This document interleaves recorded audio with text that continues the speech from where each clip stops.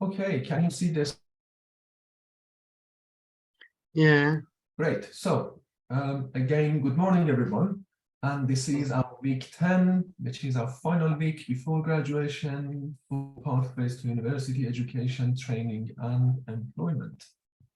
So, just as a quick recap, in the past 9 weeks, together, we reviewed 3 main pathways to education and employment here in the UK, starting from university, then vocational, and then work route or doing or learning through doing pathway.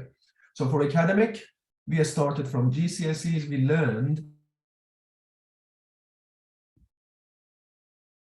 that in order to start any post-16 course here in the UK, university, undergrad, postgrad, you need to have some kind of qualification or paperwork which shows you finished secondary education. So that could be based, depending on the countries that we come from, could be high school diploma, GCSE, or any other level 2 qualification. Having that, you can start next level. It could be level 3.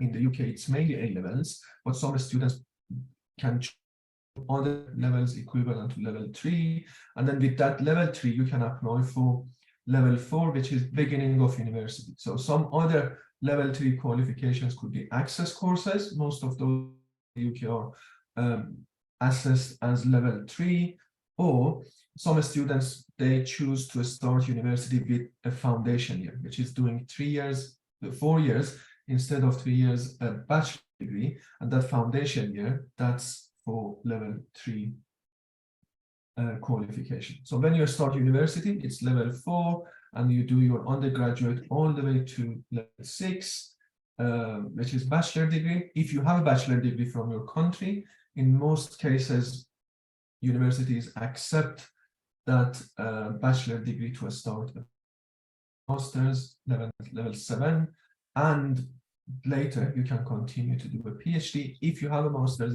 from your country, and you can meet other criteria. There are start a PhD course if you are interested in. The vocational route, some people, they prefer not to go to university because they want to, they have other plans in terms of their employment, and there are other options like doing BTECs or doing NVQs or apprenticeship. And all applications, they prepare you to start some kind of jobs related to those qualifications. And a good thing, a good point about some of these vocational degrees is you can use them to go to university later if you want. So you have, following any of these like BTEC courses, you always have the option of whether you want to start a job or whether you prefer to use those degrees, because those are like level 2, level 3, level 4 degrees as well. You can use them to start a university course. And then sometimes people come here and they feel that they are prepared to start a job. They start with entry-level jobs with some short-term training, and then they can continue by learning. They can continue progressing and making improvements in that job and applying for better, being promoted into better positions. So this is just an overview of what we have talked about in the last 9 weeks. One thing that I would pay attention to is the level system. So if you understand how the education system works, and if you understand different levels, and knowing that for start, you need to have some qualifications which shows that you meet the criteria for the previous level. So if you want to start anything level 3, you need to have something which shows that you passed level 2. Or starting level 4 in university, you need to show that you have qualifications level 2 and level 3. So you knowing these, you always can see where you are in terms of your previous academic or educational qualifications. that you need to have in mind, apart from having these qualifications, you need to show your language proficiency as well. So even if you have a master's degree from your, but you don't have some kind of paperwork which shows your language proficiency, you cannot start an MSc course. Or if you have a high school diploma from your country, but you cannot prove your level of English, you cannot start until you pass some kind of language exam to be able to show how, or in general English, or for postgraduate in academic English. So these are two main entry requirements for every university: previous education and proficiency in English language. For postgraduate, it's most of the time it's IELTS, sometimes 6, sometimes 6.5. It depends on university for MSc courses. For undergraduate, there are more options. So it could be IELTS. Some universities say 6, but it could be some other qualifications equivalent to that level. So many students, they can use, it depends again on university, they start their university courses with having like level 2 functional skills or other language tests as well. But it's important to have at least level 2 in language, which is around IELTS 6 or a functional skills level 2. So make sure in your planning, you always consider where you are in terms of academic qualifications and in terms of language qualifications. And as long as you have these two, you have very good chance of having offers from university to continue your education here in the UK. So most of the time, the problem is how to fill that gap from where you are to entry point to university. Any question, Dor or Maduso? No, Okay, good. So we covered all of these: GCSEs, A-levels, vocational training, further education, higher education, and employability. And the last 2 sessions, we talked about how to find jobs and how to apply or interested in any of these topics.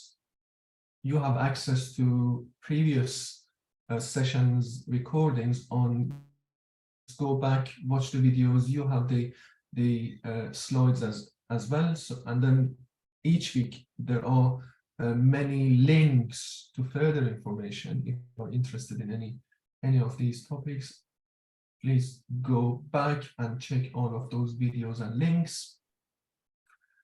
And today, which is our final week, take some time to talk about self-employment and entrepreneurship, because again, my experience of last few years of working with people from refugee background shows are quite successful in starting their own businesses.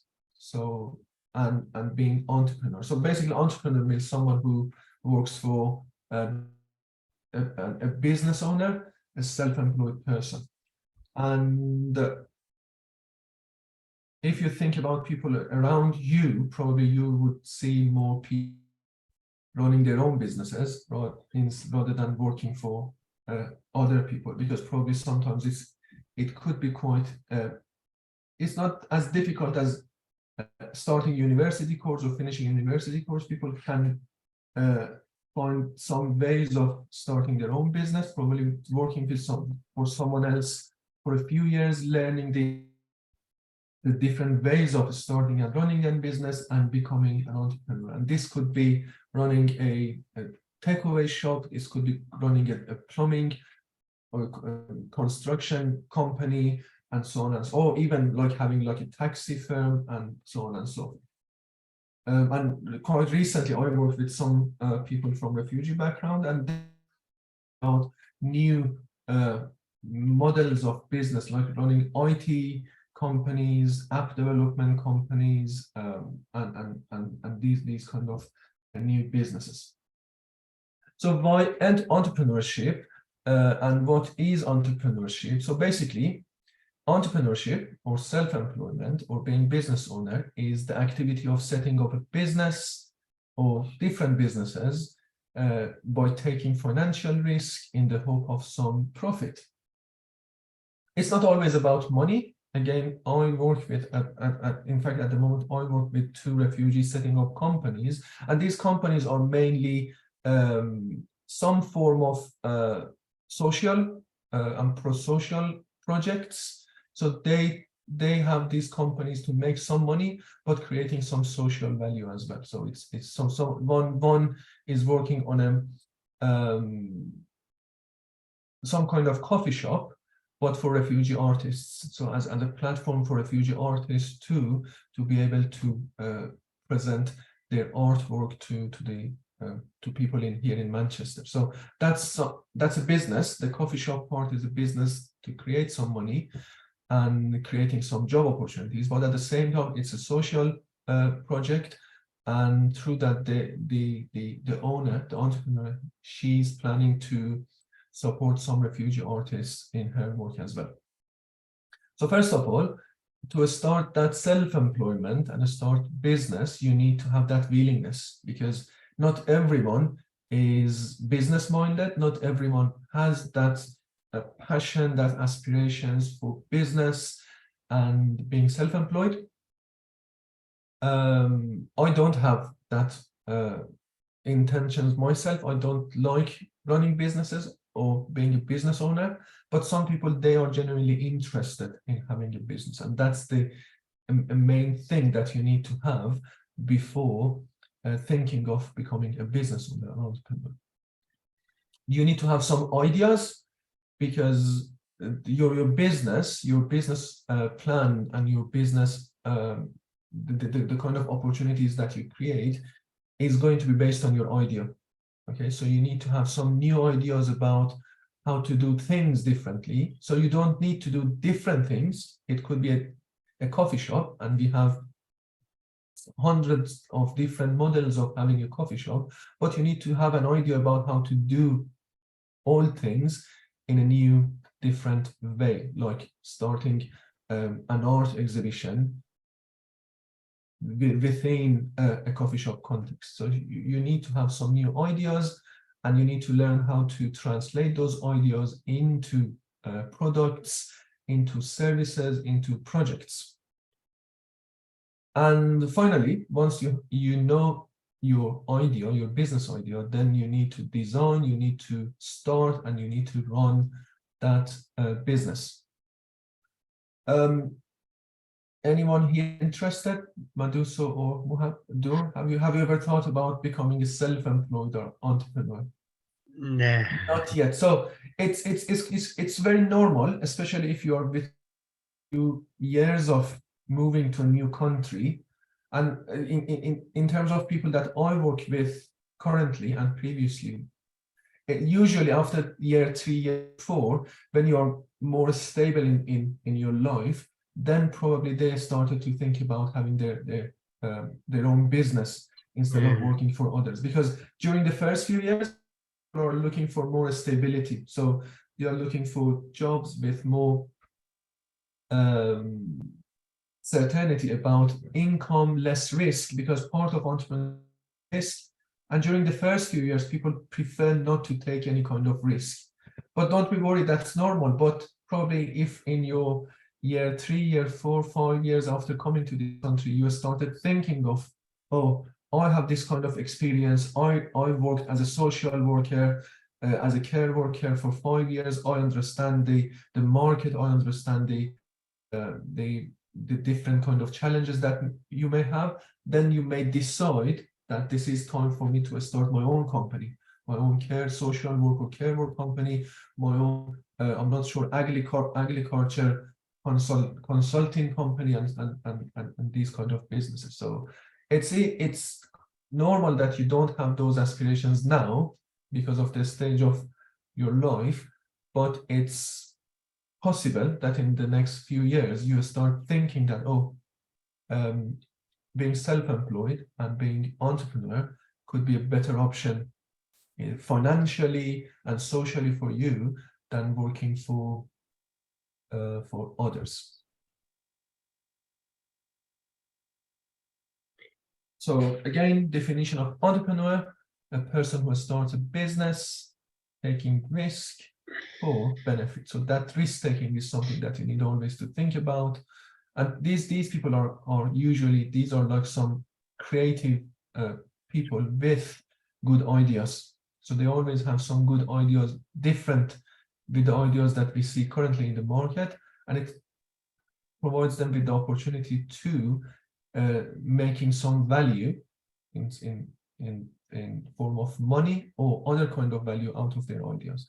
And if you think about some big entrepreneurs, probably you've heard of Bill Gates, Microsoft, Steve Jobs, Apple, Mark Zuckerberg, Facebook, Brian Chesky, I think, Airbnb, and even this platform, Zoom, that we are connected on, is the product of an entrepreneur. Because 3 years ago, we didn't have, it was there until for a few years, but it wasn't until COVID and the need for having more online interaction that they started to launch Zoom as it is now and adding more features to it, and then creating ideas, because creating value out of their ideas. Because if you think, we have, I'm not sure, tens or probably more of different platforms. We have Zoom, we have Google Meet, we have WhatsApp, we have Microsoft Teams, and so on and so forth. But Zoom was the most successful one because the idea was more creative and more innovative. And they usually start with a startup, with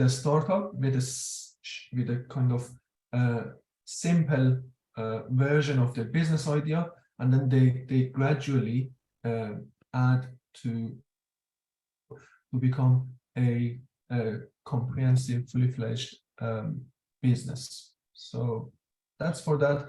Start always. It's very good, even if interested in being a business owner. Always try coming up with some ideas about how to address some of the challenges that you feel of. Even thinking of projects like Olive. These are some kind of innovative ideas started by years ago, because they could see there are some refugee students without access to information, without access to opportunities that they need, university or employment here, and then they took those ideas to develop programs like Olive. It's not for profit, but it creates social value. So it doesn't need always to be a business in the sense of making money. You can always think about ideas about how to create social value. So you don't need to be always a financial entrepreneur. Many of you, I think, you have good possibilities to become social entrepreneurs as well.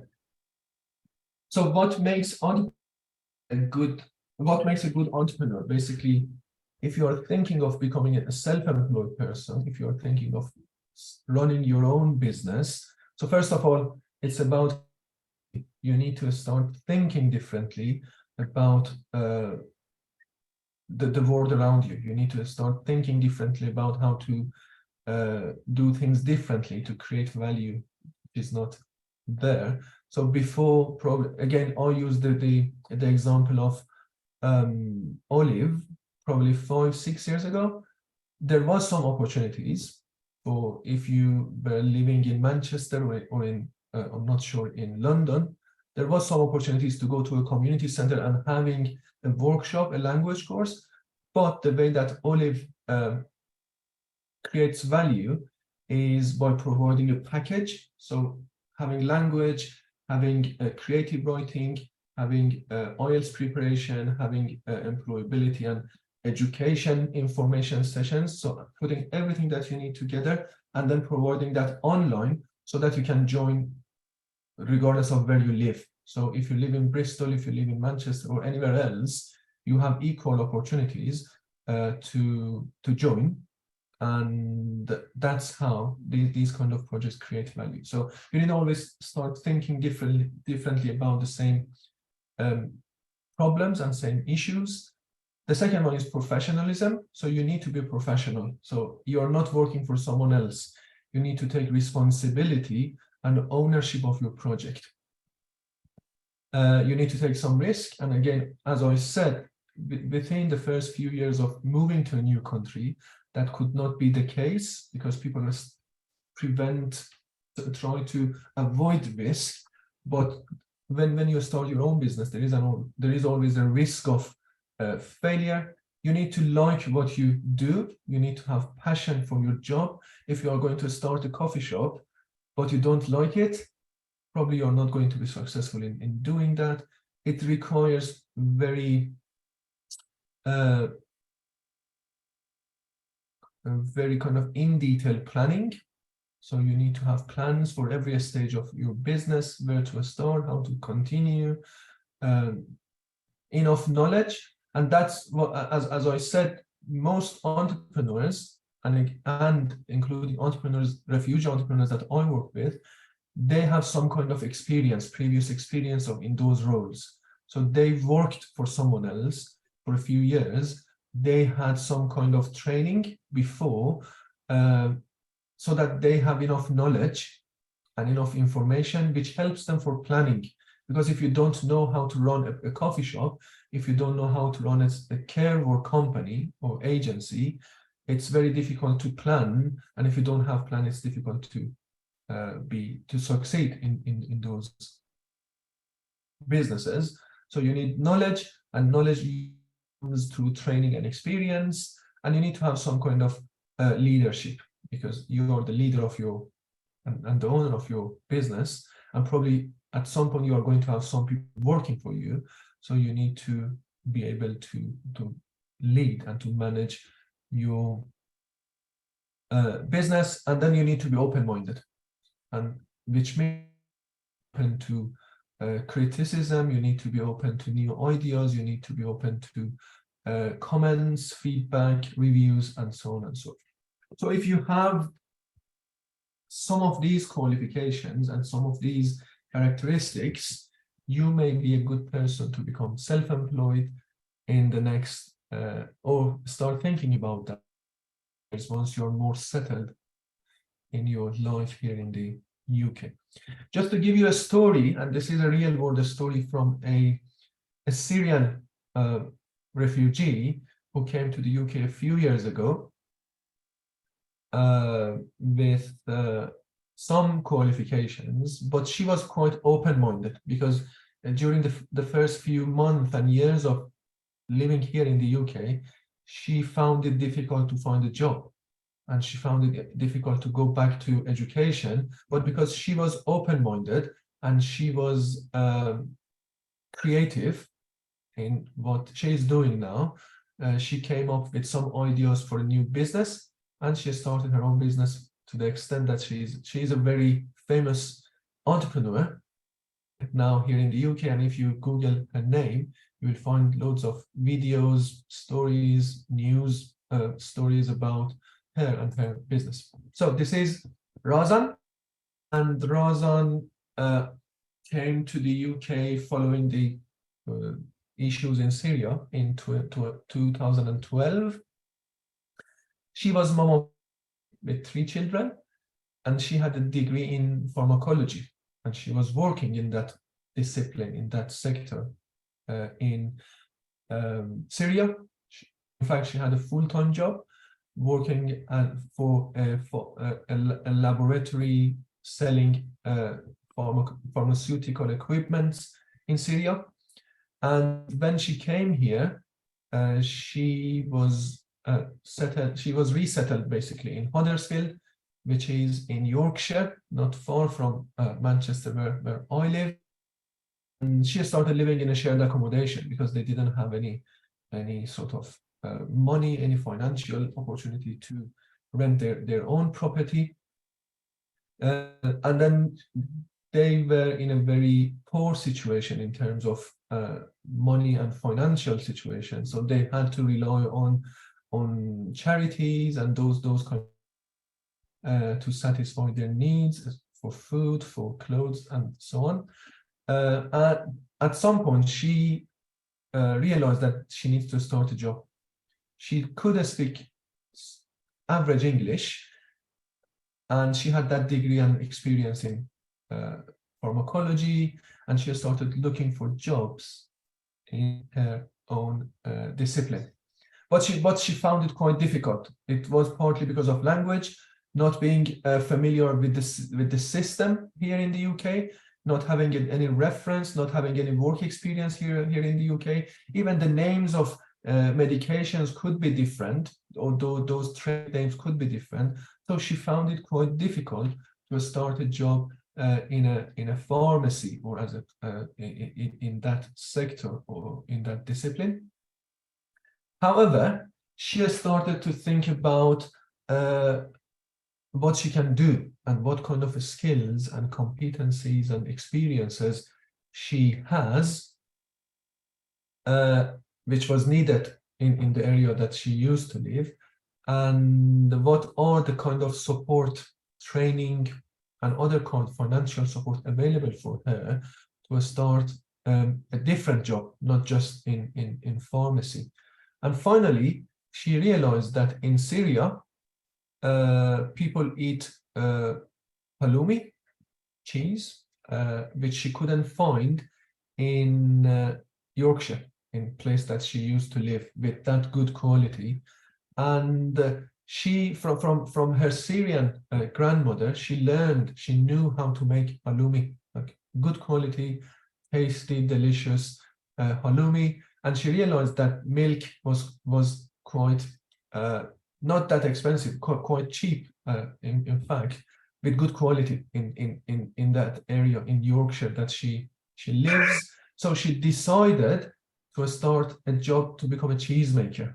Okay, so first of all, she started very small, just made some cheese, some sample, shared with neighbors, shared with the community that she used to live with, and they liked it. And she realized that the final price that she can sell is even lower that price in supermarkets. So lower price, better quality. She knew how to make it, and then she started to look for different kind of support available. And she realized that as an entrepreneur, with that business idea, she can get a £2,500 loan from a local agency. So she got the money, she had the skills, she tested her idea, and then she started to make cheese and sell cheese, starting from Huddersfield, and then gradually she made more money, invested in her business, made more cheese, expanded her area, and to the extent that today, if you Google Dama cheese, you can find I'm not sure about London or Bristol, but I can buy Dama cheese here in Manchester. And if you Google, you can see today the factory, Dama cheese, they produce different types of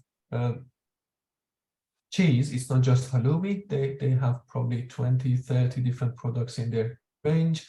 And then in 2014, like just 3 years or 2 years following coming to the UK, and all those failure in finding a job as a pharmacist, and they managed to buy World, not national, but World Cheese Award 2014-2015. And there are, if you Google refugee entrepreneurs, there are tens of stories about successful refugees who moved to different countries, including coming to the UK and starting businesses and being quite successful in running those businesses. I just chose Razan as a success story to show you that university is not the only option.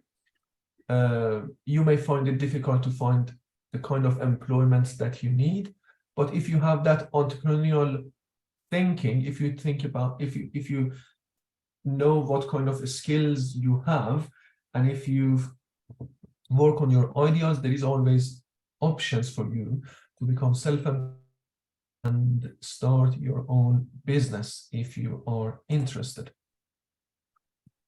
there are some good things about being self-employed, being boss of yourself.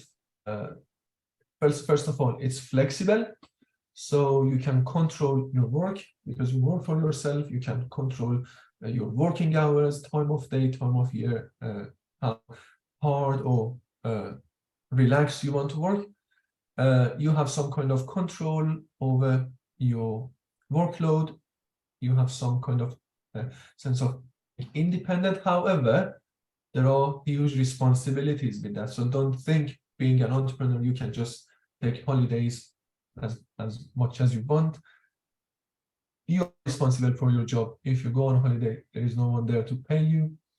There are loads of ideas, loads of new ideas that you can work on. It could be in any kind of sector. It could be in food sector, hospitality, retail, construction, programming, IT, social work, health, and many other areas.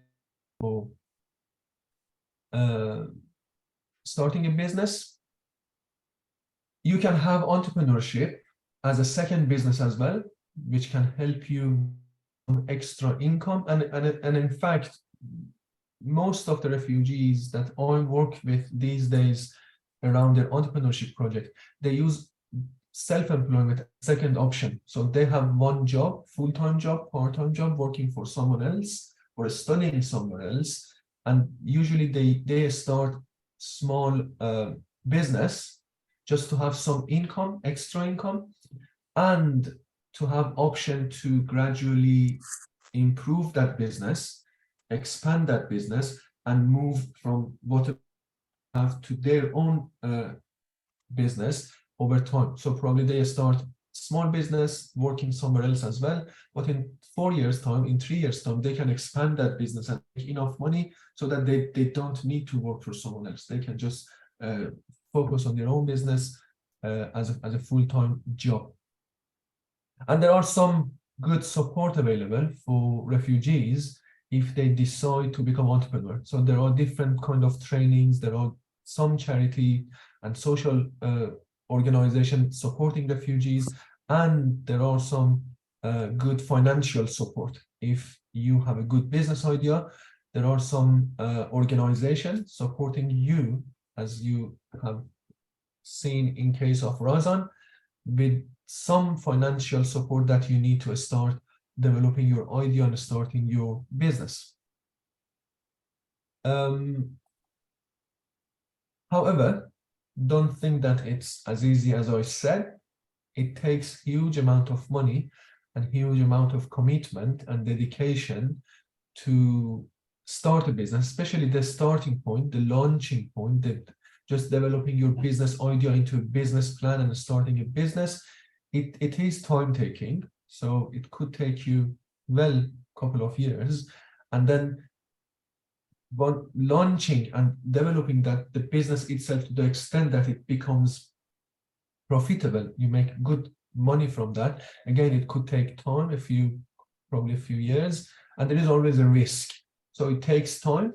It takes, I'm not sure, 4 years, 5 years for business to become profitable.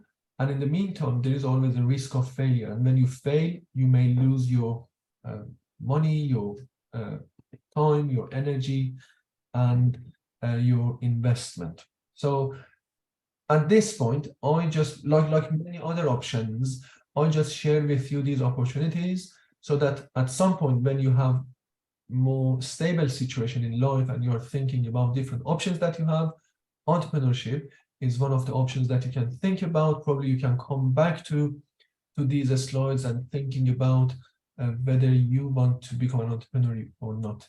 If you decide that this is for you and you have that passion and that those creative ideas to become an entrepreneur, these are the places that I suggest you reach out to. Probably for those in Bristol, ACH is Ashley Community Housing, or ACH. They are a very well-known refugee support organization, not just in Bristol, but in other areas of the country. So if you live in English Midland, in Birmingham, Coventry, or Wolverhampton. They have offices there. So they always have some kind of training and support for entrepreneurs from refugee background. So if you go to their website, the link is there. If you go to their social media, you can see different type of programs that they have for refugees. And you'll see many success stories from refugees who started with them, and they went through training, work placements, and finally they were successful in starting their own business. Another organization which is very well known across the country is Turn. They are based in London, but they run programs in different, especially major cities. So they have some programs here in Manchester as well. Turn, the Entrepreneur Refugee Network, very well structured organization around refugees' needs if they want to start a business. So they have training, they have work placement, they have networking opportunities, and they support you in developing your business ideas into a business plan, testing your ideas, and finally, if that's something that you see you want to continue, they are very good in connecting you with financial support if you need. So again, I suggest going to their website. They have different training sessions across the country throughout a year, and then probably you can join their programs to learn more. And you don't need to have a business idea for a starting point. Even if you are just interested, you can reach out to them. They have some elementary programs for people with entrepreneurial motivations, and then you can join some of the programs and decide whether you want to become self-employed or not. And there are, as I mentioned, there are some financial support as well, including Refugee Restart Loan for refugee entrepreneurs. If you are interested, go to the webpage and read more about those financial support. And then the final link is some stories about refugee entrepreneurs, if you would like to get inspired and if you would like to see how this option works and why some people prefer not to go to university but to continue the entrepreneurship route. Just go and read and watch those stories to get some ideas and inspirations. So that's for it. For that, this was the session on entrepreneurship as the final route after university, vocational training, work experience. The final one and the fourth one was becoming an entrepreneur, self-employed, and working on your business idea, which I wanted to share with you. Any question?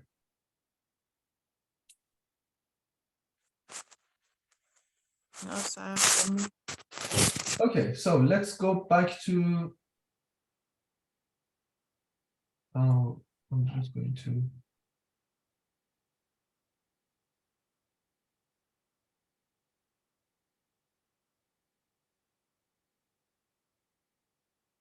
Going back to where we started, just to wrap up.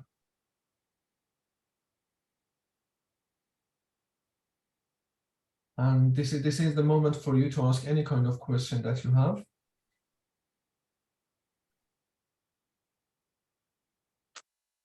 Yeah, Okay, go on, Madusu.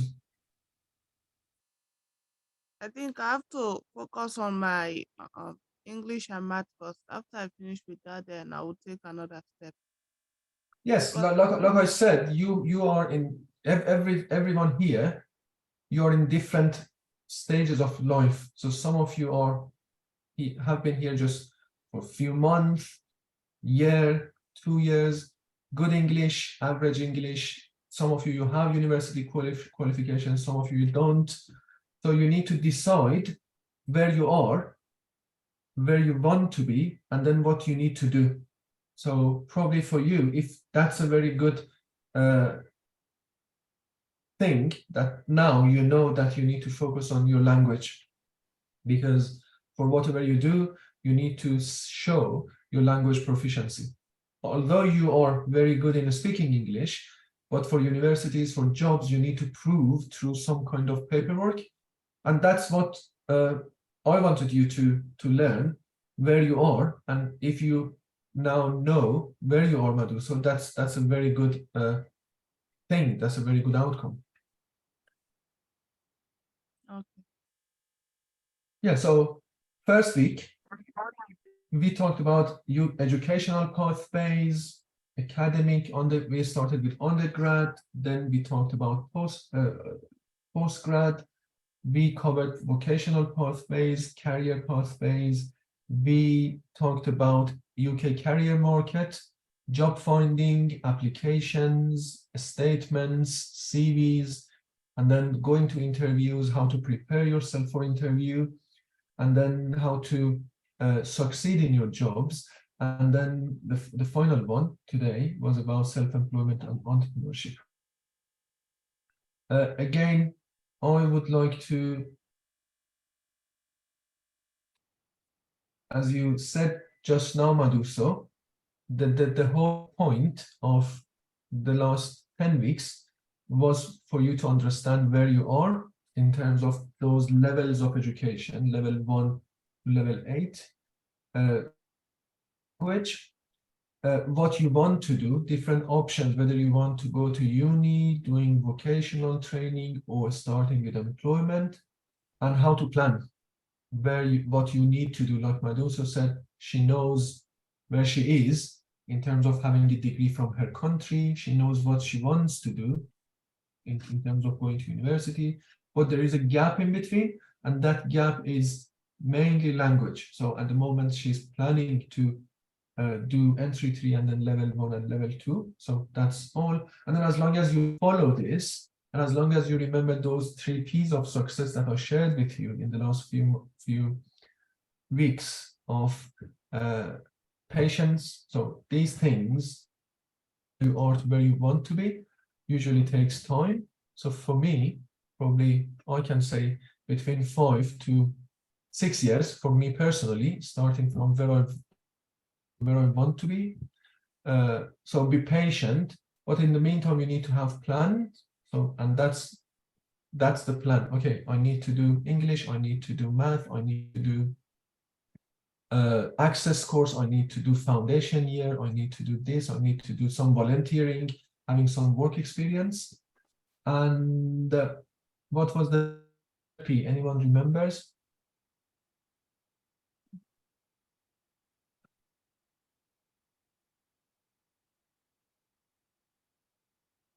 The third one was perseverance. So you need to be persistent. Don't feel disappointed, because sometimes it takes time and sometimes it's exhausting to continue doing that. Okay, language learning is something that you need every day.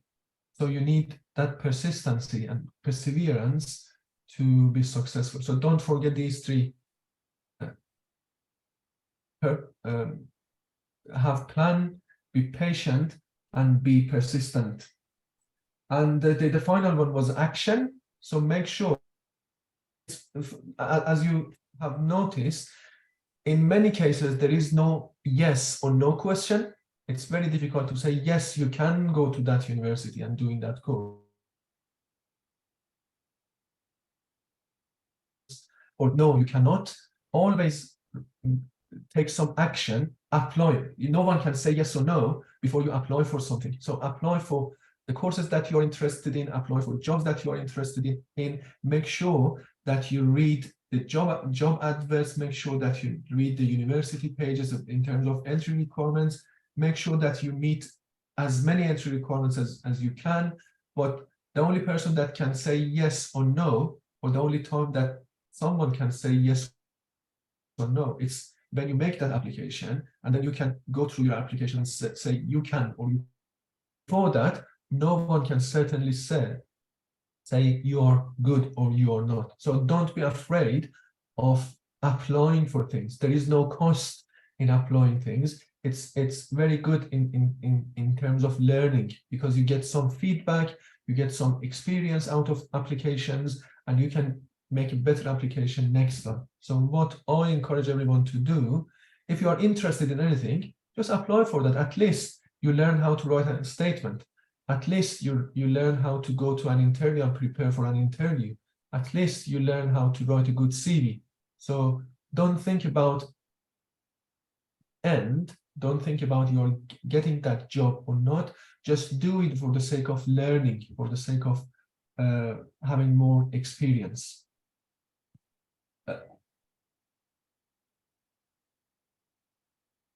Okay, I think I'm going to stop recording at this point.